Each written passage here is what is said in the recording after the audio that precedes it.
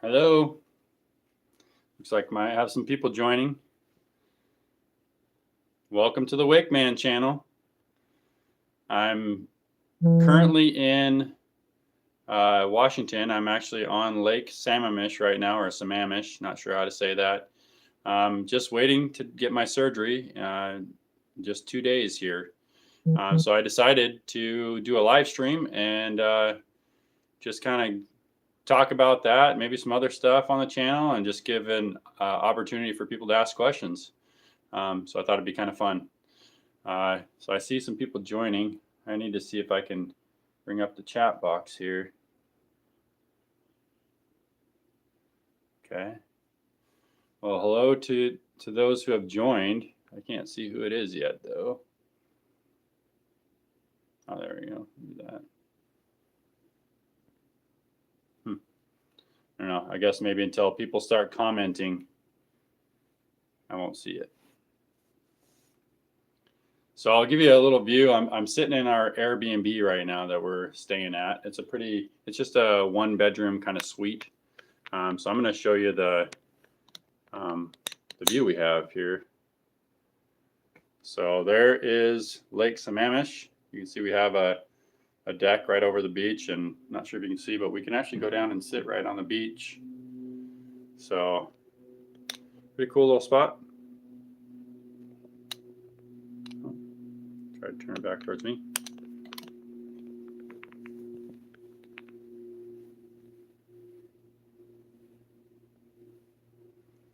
All right, so for those of you that are on, again, welcome. I'm not sure who's on. I'm not seeing yet. It's the first time I've ever done a live stream where I didn't have my computer that I could look at the live chat. So I'm only seeing what I can see on my phone here. So just to give the people that are on a little bit of information. So I don't know who all would know what's going on, but I did hurt my knee about 2 weeks ago today. I stepped off a ladder and hyperextended my left knee, and it broke it. And I've had a what they call a distal femoral hinged knee replacement since I was 14, so 25 years ago in January. It was part of a cancer treatment, and hi Wakely, I love you. I'm saying good night to my lady here. Good night, lady. You say good night to Dad? You wanted to see Dad? She's real tired. That's okay. Can you say good night? Yeah, I love you, Dad. Can you tell Dad? I love you. Okay, well. Okay. So anyways, I've had that hinged knee replacement as part of cancer treatment when I was 14. And so it's a hinge in the knee. So I don't have any ligaments in that knee. So your ACL, your PCL, your MCL, all those L's, I don't have any. The hinge replaces it. And it's pretty common to wear out and bust that pin that holds the hinge together. I actually did that once and had it repaired back in 2003. And that was only 6.5 years after the original implant. So now it's been 19 years on this one. And I totally broke it. I think the pin was wearing out again and had busted, is my guess. And I detail this in an upcoming video, but it also broke off the base plate. So it's basically totally disconnected, and I can move my lower leg all over the place. Probably the hardest thing right now is that it's super uncomfortable to try to sleep. So I've had a lot of lack of sleep since this happened. I did pretty well the last few nights, but in general, a lack of sleep. So anyways, I'm here in Washington. I came here or traveled here on Thursday because I had appointments on Friday. I had to get an EKG, had to get blood work, had to meet with my doctor, and he's actually the original surgeon that did the surgery to put the implant in. And now I'm just hanging out and waiting until my surgery on Tuesday. the 26th. So I thought I thought it'd be fun to do a live video and hop on here and maybe answer questions or just talk about it right now. So anybody's welcome to ask questions. I haven't seen anybody do any chatting, but you're welcome to do some chatting if you want to. No big deal if I don't have a good turnout. I just thought it'd be kind of fun to do this.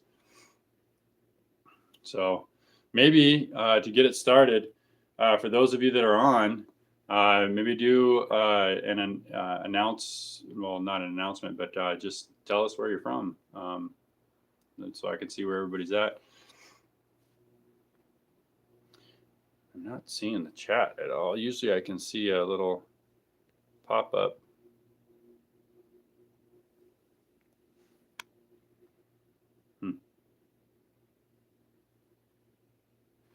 Live chat.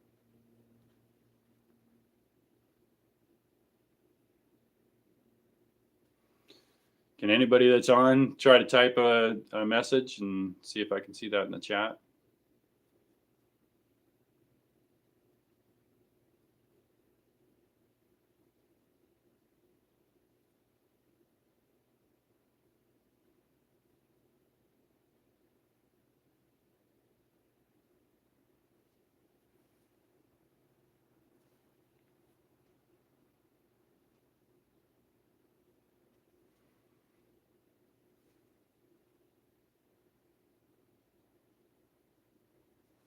Well, I hope I'm not missing the chat. I hope it's just because people are not chatting. I'm going to try turning it this way, see if it gives me a different.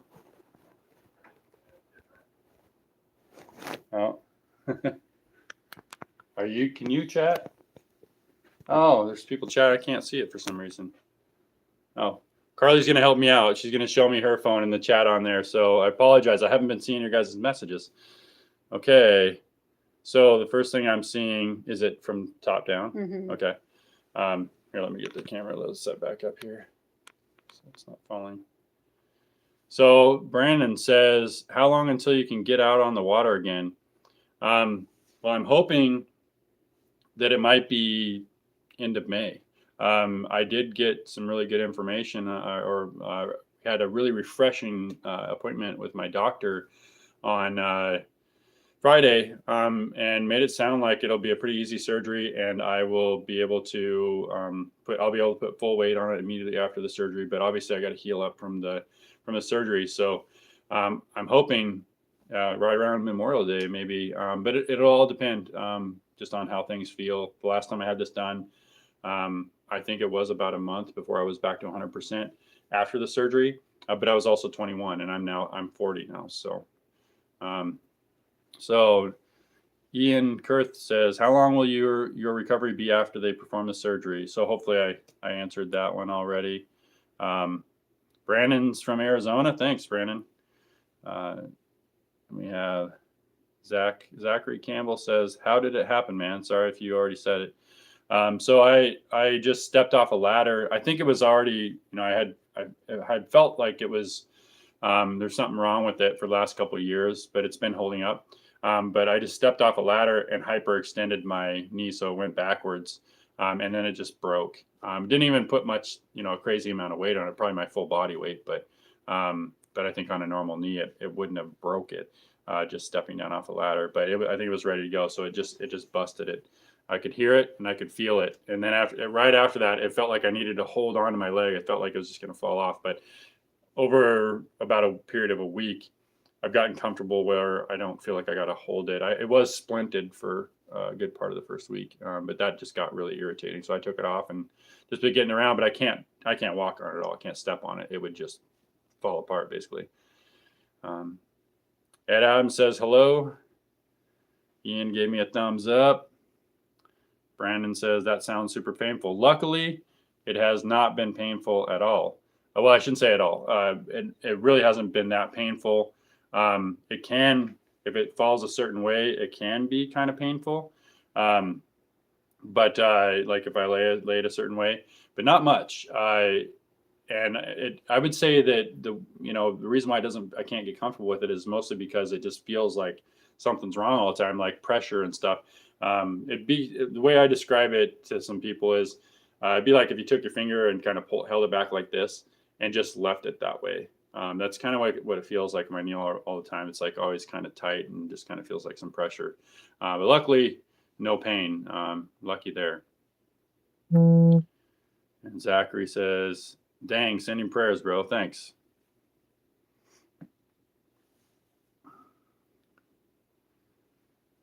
So yeah, I still, the 2022 G23 is still waiting for me in my garage. I did get out on it twice, which one of those videos has already gone live where I was surfing with the ice at the end of March. And I also did another trip to the lake with that, but didn't get to do much right the day before this happened with my knee. And it's actually kind of weird that, I always thought that something might happen with my knee for it to break or wear out and have something malfunction when I'm doing all this stuff out on the water, wakeboarding, wake surfing. But yeah, I think it actually was less likely to happen because I always wear a knee brace when I'm doing that stuff. And I rarely have a hyperextension scenario when I'm out wakeboarding or surfing. So that's probably why I didn't fail maybe last season, for example. Ed says, do you need me to take your boat out and keep it fresh while you recover? Thanks for the offer, but I'll decline. I'll pass for now. I honestly, I feel lucky in a lot of ways because it could have been a more severe damage scenario.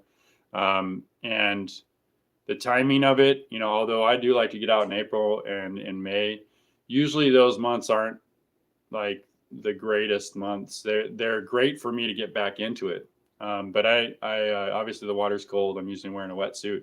And usually they're day trips as opposed to just actually hanging out at the lake and staying overnight and stuff. So I'm happy that and grateful that it sounds like I might be able to get back to it by the time it's the good months. That and one of the things that I thought would happen is I thought I would talk to my doctor, and it's been 25 years since the since the original implant, and I thought for sure he'd say it's been 25 years, we just need to replace the whole thing. You think about a vehicle and replacing parts on a vehicle, and it's like, oh man, it's been long enough, you just should replace those parts. But he was actually really impressed with how the rod in my femur and the rod in my tibia look almost, he basically described it as they look like they're in really good shape. They look like they're basically brand new. And he also described to me that he's learned over time that when you stress your bones, they actually strengthen themselves. Similar to like when you exercise or do workouts and you're causing little fine tears in your muscles and they repair themselves and make themselves stronger. Bone does a similar thing. So I think that's why that's held up. So it was really good news to hear that they're not replacing the entire thing, because that would have been a much longer recovery scenario. Brandon says, have you ever tried the air chair behind your boat? I've never been on an air chair. There was one time a long time ago, prior to when I got into wakeboarding and wake surfing, where I was out on a boat where somebody was doing the air chair. It looked pretty interesting, but I never have tried it. I do have a surf foil that I've been doing the last couple of seasons. I've been getting into that, and I think it's a blast. I think foiling is a super cool, different thing to do, basically. So another fun thing you can add to being out on the boat, out on the water in general.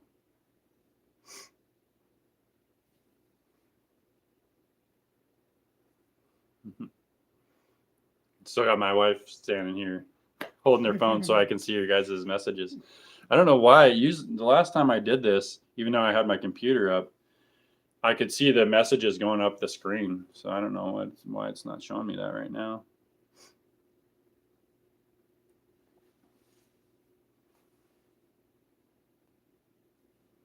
I appreciate the handful of you people being on here and checking in and supporting the channel in general. Lucky to have all the viewers that I have.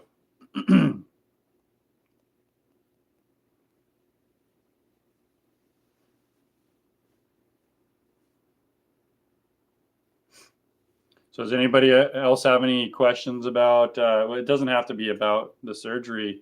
It could be about the channel, could be about, wakeboarding, wake surfing, Nautique, Malibu, any of that stuff.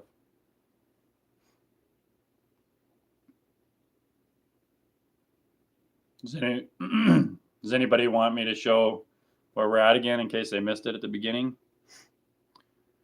Brandon says, yeah, I've been waiting for some sick new vids with your awesome boat. Yeah, that's the one thing that it's disappointing is usually when the season starts, that's when I can start making more videos of just being out on the boat and having fun.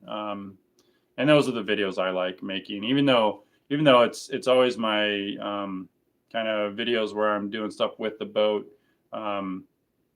or making, like my financing videos or, about wake boats or just general information about wake boats. Those videos always do better as far as views. I still enjoy making the videos where I'm just out at the lake having fun.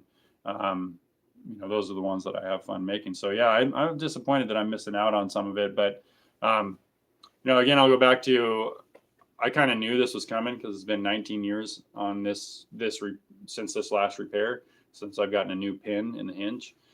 So I kind of knew this was coming because they're only designed to last about 15 years. So, I kind of knew it was coming. My knee has been feeling weird over the last few seasons. So I'm actually kind of excited for the fact that I might be in better shape this season, or maybe at least by next season, I might be in better shape because I have a brand new parts in my knee. So, we'll see how that goes.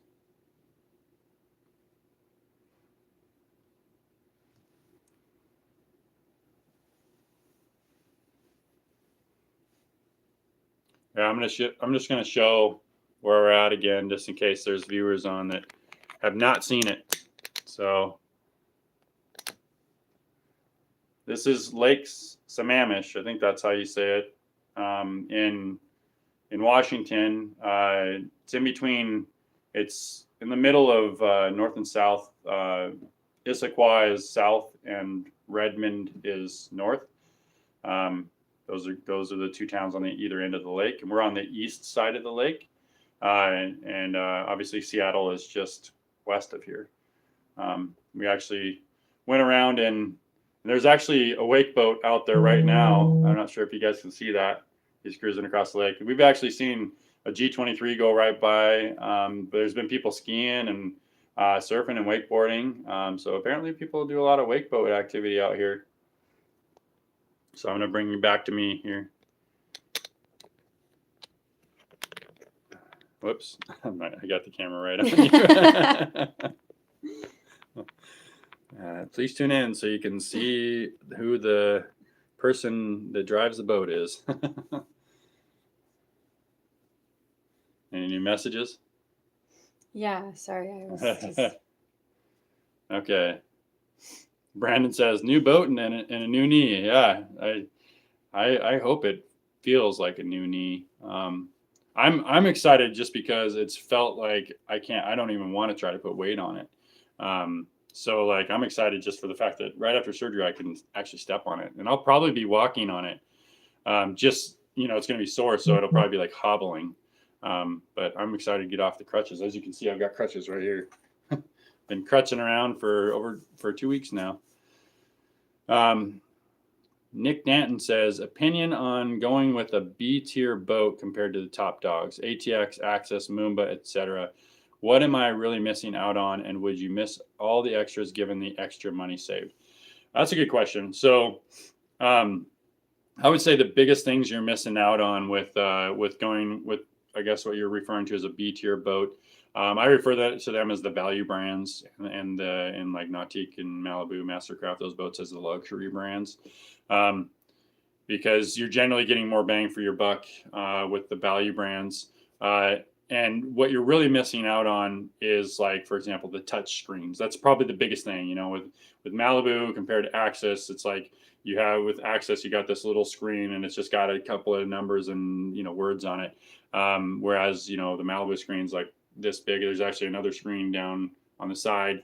And those are all touchscreen, and you can see all your vitals and your ballast and all those things, and manage them from those screens. Whereas the Access screens give you much less information, and they're just much more, just less.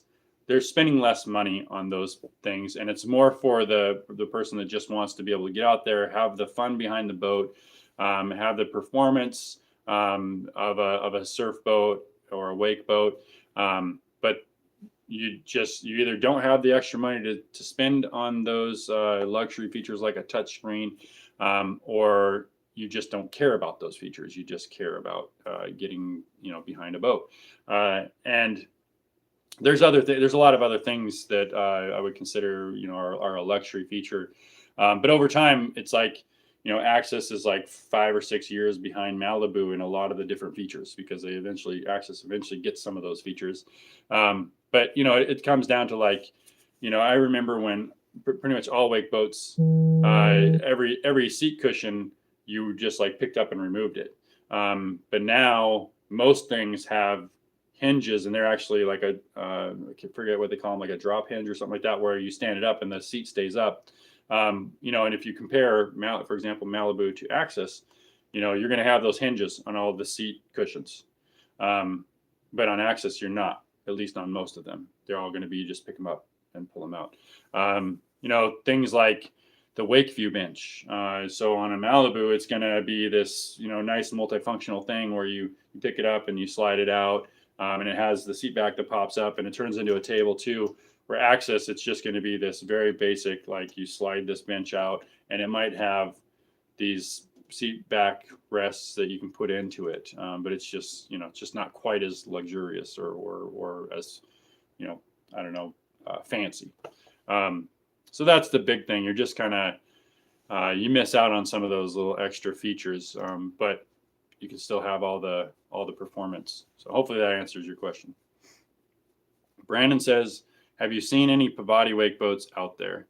Not on this lake. No, I actually, I think probably the highest level boat I've seen so far since we've been here is I saw a 2021 G23 go by, right in front of the place right here, right in front of the dock that we're at.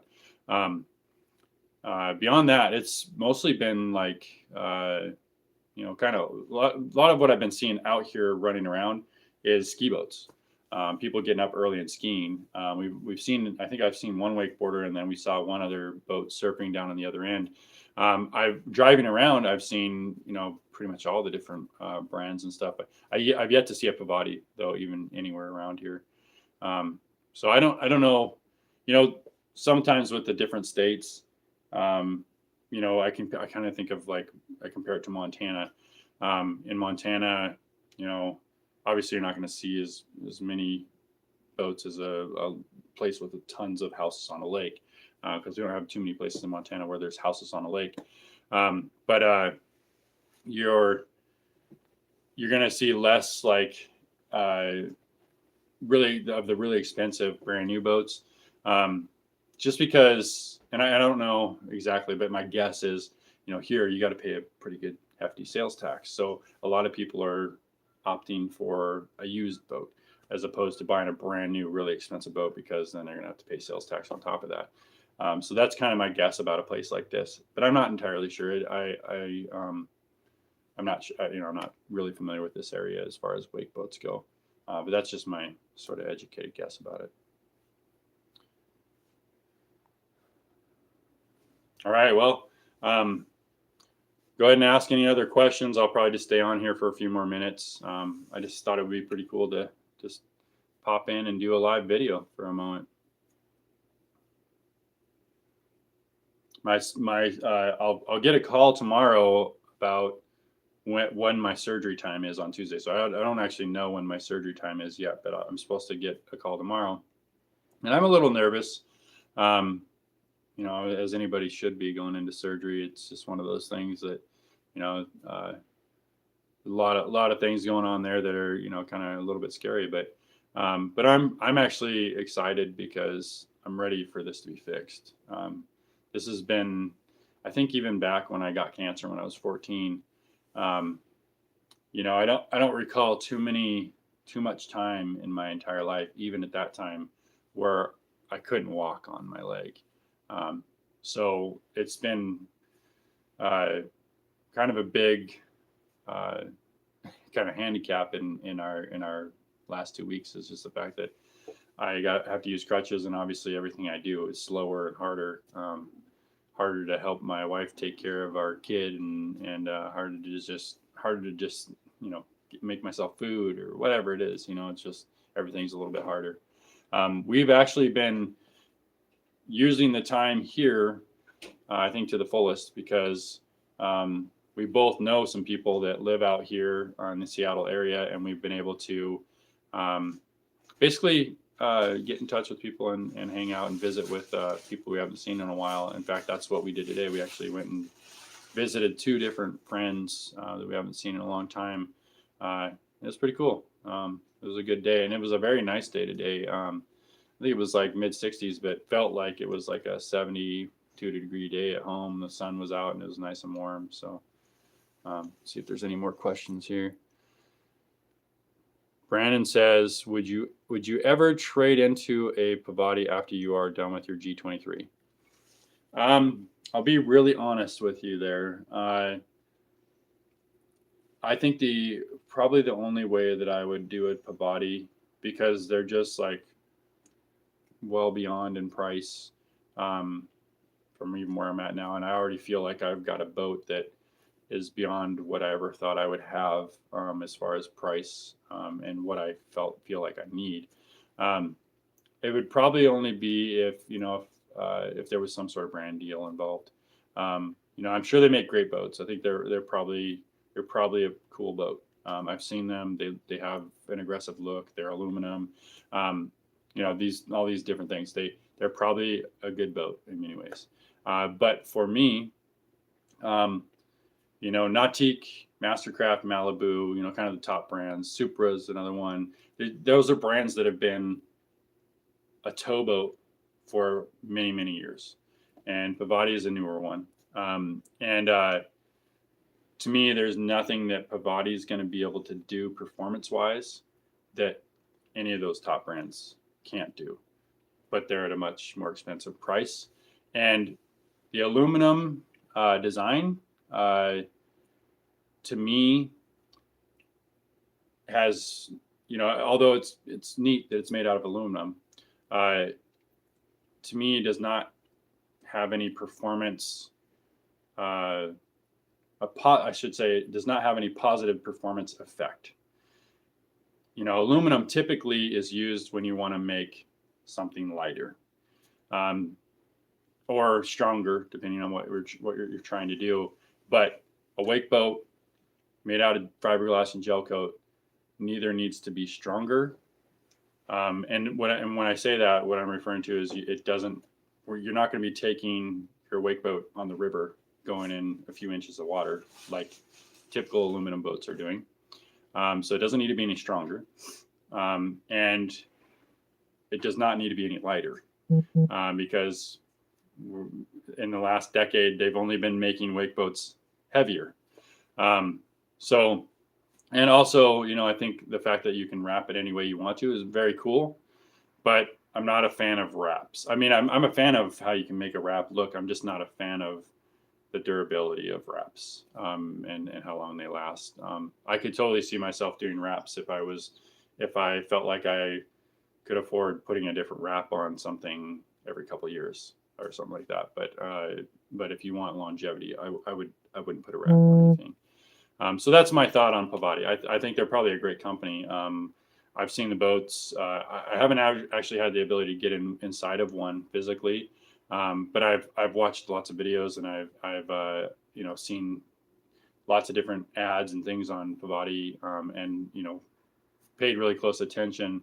And there's lots of cool features for sure. But it's just not for me at this point in time, I would say. Nick Danton says, thanks for the response. Good luck. Can't wait to hear how the new body mods work out for you. Thank you. All right. Well, I'll tell you what, I'll give it about 5 more minutes for any other questions, and then I'm going to go ahead and hop off. So we'll say well, for me it says 7:22, so we'll say we'll do 7:27, and that's Pacific time.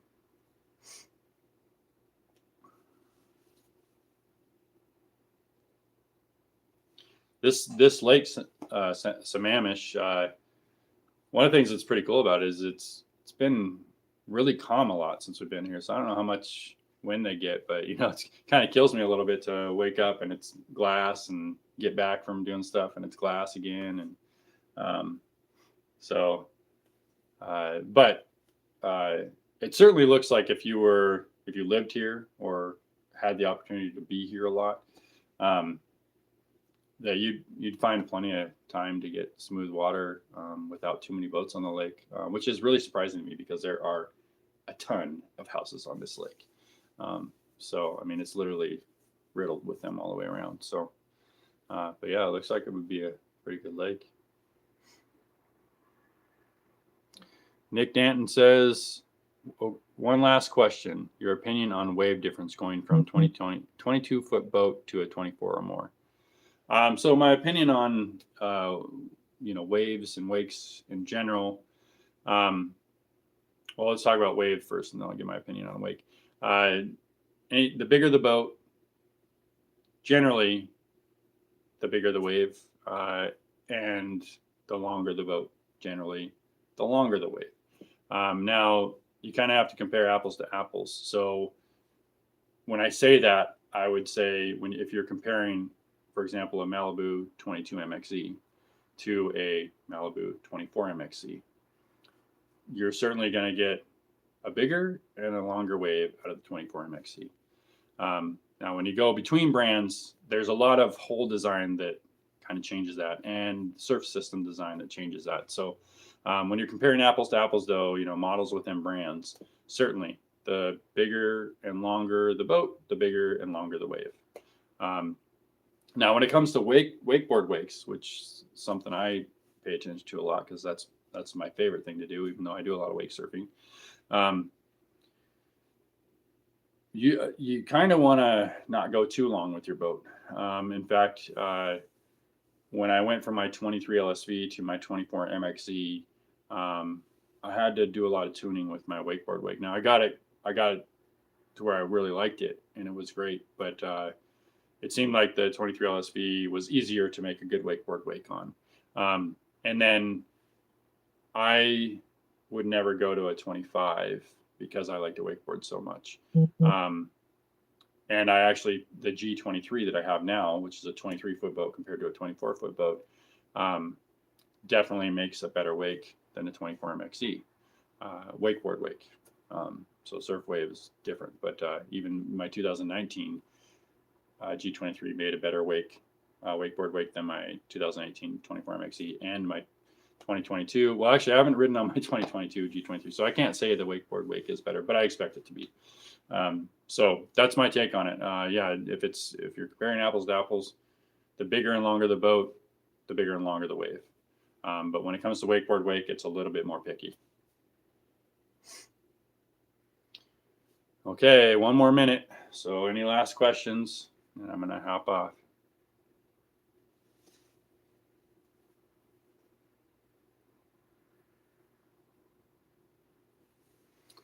Gunter L says, any recommendations for a wakeboard for kids? Starting a 9-year-old for the first time this season, and I'm not a wakeboarder. Yeah, actually, I think the Murray, the Hyperlite Sean Murray board, or the Hyperlite Murray board, which actually I think they may call it something else for the kids, but it's the same board.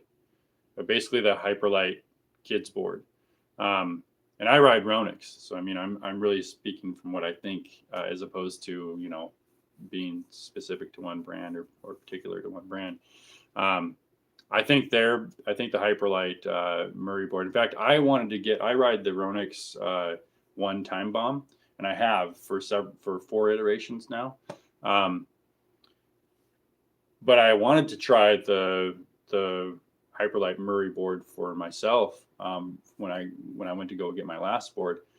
because they make it in a 150. And wakeboards are so light these days that that you can go bigger with them. And I actually feel like the bigger the better for takeoffs, landings. They used to just not be when you get a bigger board. When in let's say a decade or more ago, when you got a bigger board, it used to affect your swing weight. So if you're doing spins, but now the boards are so light, I don't think it's doing that so much anymore. So I think the bigger the better. So that's why I was going to go for the Murray board. And I actually ordered one. I ordered the biggest one they have, the 150. I ride the 146 for the one time bomb. And it works great. It's a good board. I just wanted to try out the bigger board because I'm getting older and I wanted to see if it was softer landings. But it was on back order and I never did get it. So I just had them cancel it and I got another time bomb. But I like how Sean Murray, he makes a pro level board, or he helps design a pro level board, but he always makes it conducive to the entire range of riders. So from beginners all the way up to pro.